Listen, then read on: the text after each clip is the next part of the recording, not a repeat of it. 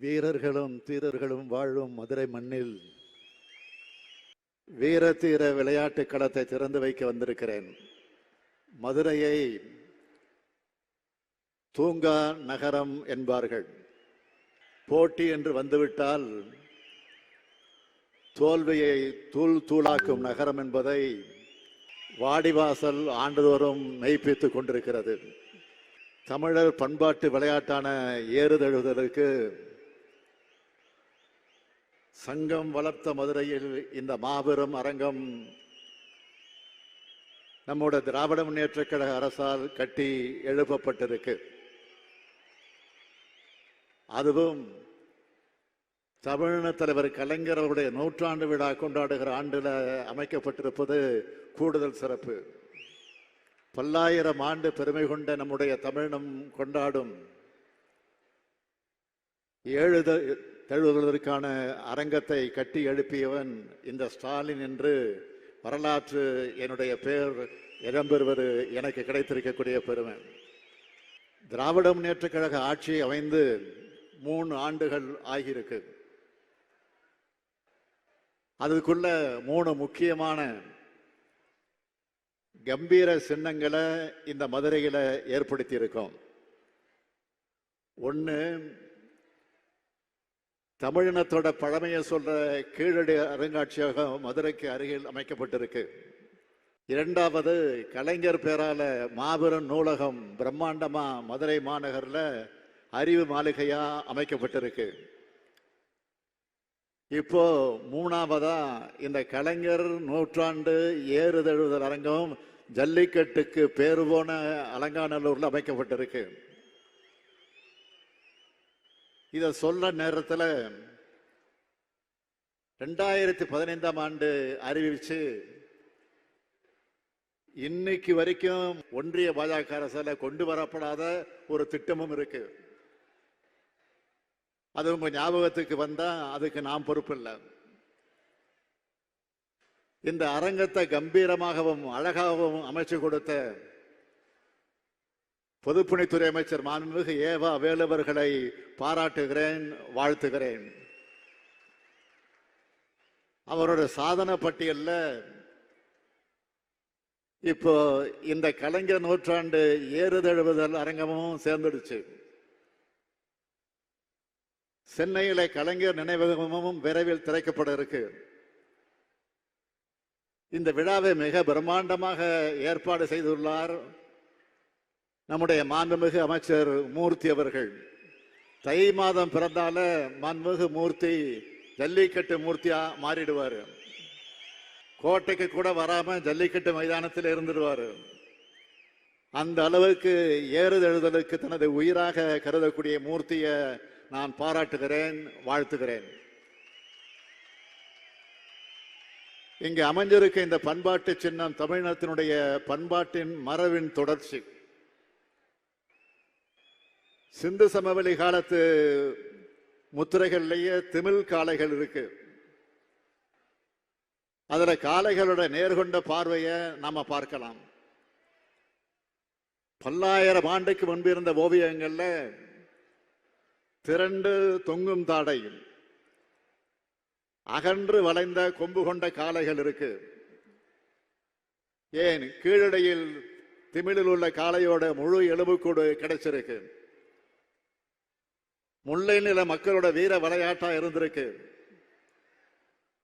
பழந்தமிழ் இலக்கியங்களையும் இதை பற்றி உயர்வா பாடப்பட்டிருக்கு. எழுந்ததுகள் ஏற்றனர் மார்பு கவிழ்ந்தன மறுப்பு கலைஞனர் பலர்னு ஏறுதழுவுதல் காட்சியை நம்ம கண் முன்ன கொண்டு வந்து காட்டுது கலித்தொகை. தை மாதம் தொடங்கி பொங்கலுக்காக முதல் 3 நாள்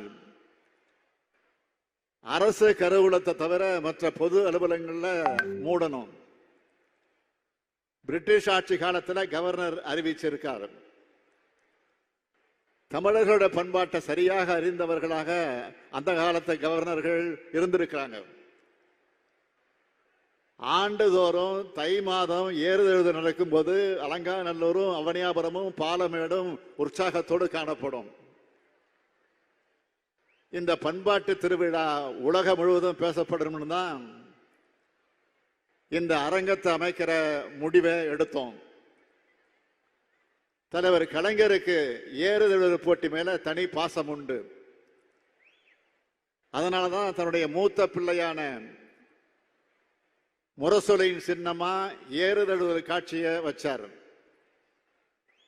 1974ஆம் ஆண்டு ஜனவரி மாதம் சென்னையில ஏறுதழுவு போட்டிகளை நடத்தியவர் கலைஞர்.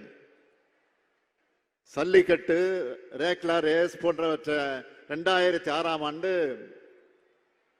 சென்னை உயர்நீதிமன்றத்தோட மதுரை கிளை தடை செஞ்சப்போ பாதுகாப்பான முறையில நாங்க நடத்துவோம்னு உறுதியளிச்சு அனுமதியை பெற்றவர் தலைவர் கலைஞர். 2007ஆம் ஆண்டு உச்சநீதிமன்றம் ஜல்லிக்கட்டுக்கு தடை விதிச்சப்பவும் தடையை நீக்கிறதுக்காக வலுவான வாதங்களை வச்சு வாதாடினதும் போட்டிகள் நடத்தலாம்னு அனுமதியை பெற்றதும் கழக ஆட்சியில் தான். ஆட்சி மாறியதும் 2014ஆம் ஆண்டு ஜல்லிக்கட்டு நடத்த முடியாத சூழல் வந்தது. நம்ம இளைஞர்கள் சேர்ந்து மெரினா தமிழர் புரட்சின்னு சொல்ற அளவுக்கு 2017 மிகப்பெரிய மக்கள் போராட்டம் சென்னை கடற்கரையில நடந்துச்சு. அமைதி வழியில போராடினவங்க மேல வன்முறையை ஏவி கூட்டத்தை கலைச்சி அன்னைக்கு இருந்த அதிமுக ஆட்சி அவங்கள ஆட்டோக்குள்ளேயே வச்சு தீ வச்சு கொளுத்தி அந்த கொடுமையான காட்சியெல்லாம் அப்போ வெளியாச்சு. தமிழ்நாடு முழுக்க நடந்த போராட்டங்களுக்கு அதிமுக ஆட்சி அடிபணிஞ்சது. அதன் பிறகுதான் மீண்டும் ஏறுதழுவுதல் போட்டிகள் நடத்துகிற நிலை உருவாச்சு. ஆனாலும் நிரந்தர தீர்வு எட்டப்படல. ஒவ்வொரு ஆண்டும் அனுமதி தரம்ன்ற பேர்ல ஒன்றிய பாஜக அரசு நாடகம் ஆடுச்சு. ஆனால் உச்ச நீதிமன்றத்தில் வழக்கு நடந்துட்டு தான் இருந்துச்சு. அந்த வழக்கில் ஒன்றிய அரசு உச்ச நீதிமன்றத்தில் என்ன சொன்னது தெரியுமா? ஜல்லிக்கட்டு, மாட்டு வண்டி பந்தயம் உள்ளிட்ட போட்டிகளை நாங்கள் அங்கீகரிக்கவில்லை. மாட்டு வண்டி பந்தயம், ஜல்லிக்கட்டு போட்டியை ஊக்குவிக்கும் திட்டமும் இல்லை. கிராமப்புற வீரர்களை ஊக்குவிக்கும் கேலோ இந்தியா உள்ளிட்ட எந்த திட்டத்தின் கீழும் ஜல்லிக்கட்டு இல்லை என்று தெரிவித்தார்கள் ஒன்றிய அரசு தரப்பில். நமது திராவிட மாடல் அரசு நீதிமன்றத்தில் என்ன சொன்னது? ஜல்லிக்கட்டு வெறும் பொழுதுபோக்கு போட்டி இல்லை, அது உழவர்களோட வாழ்வோடும் பண்பாட்டோடும் கலந்தது. போட்டிகளை பாதுகாப்பாக நடத்துறோம், காளைகளை நமது குடும்பங்கள் கவனத்தோடு வளர்க்கிறோம்னு அழுத்தம் திருத்தமா வாதங்களை வச்சோம். திராவிட மாடல் அரசினுடைய தீவிர முயற்சியால் ஜல்லிக்கட்டு போட்டிகள் நடத்தலாம் என்ற வரலாற்று சிறப்புமிக்க தீர்ப்பை கடந்த ஆண்டு மே மாதம் உச்ச நீதிமன்றத்தில் பெற்றோம். இவ்வளவு தடைகளையும் திமுக அரசு உடைச்சு எரிஞ்சது காரணத்தினாலதான் இன்னைக்கு ஏறு தழுவுதல் போட்டி கம்பீரமாக நடக்குது. இந்த சாதனை வரலாற்றோட தொடர்ச்சியா இந்த கலைஞர் நூற்றாண்டு ஏறுதழு அரங்கத்தில் காளைகள் ஏறுதழுதல் பற்றிய அருங்காட்சியகமும் நூலகமும் அமைக்கப்பட்டிருக்கு. பல நூற்றாண்டுக்கு முந்தைய நூல்களும் ஓவியங்களும் புகைப்படங்களும் இங்கே இருக்கு. இதனை உருவாக்கி தந்த தமிழிணைய கல்விக் கழகத்துக்கு நன்றி. அன்னை தமிழ்நிலத்துக்கு பேரறிஞர் அண்ணா தமிழ்நாடு என பெயர் சூட்டினார். தமிழுக்கு செம்மொழி தகுதி பெற்று தந்தார் தலைவர் கலைஞர்.